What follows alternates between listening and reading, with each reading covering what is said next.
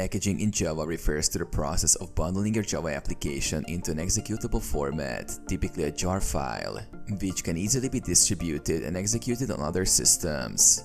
Here's a step-by-step guide on how to package a Java application. Compile your Java code. Ensure that your Java source code is compiled into bytecode. You can do this using the Java compiler from the command line or using an integrated development environment like IntelliJ IDEA or Eclipse. Create a manifest file.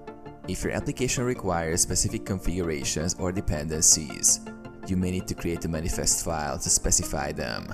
The manifest file can include details such as the main class, class path, and application version. Organize your files. Organize your compiled class files, resources, and any other necessary files into a directory structure that mirrors your package structure. Create a jar file. Use the Java Archive tool to create a jar file. Navigate to the directory containing your compiled class files and resources in the command line and run the following command. This command creates a jar file named yourapp.jar containing all files in the current directory. Run your application. You can now distribute your jar file to others. Users can execute your Java application by running the following command from the command line, where your yourapp.jar is the name of your jar file.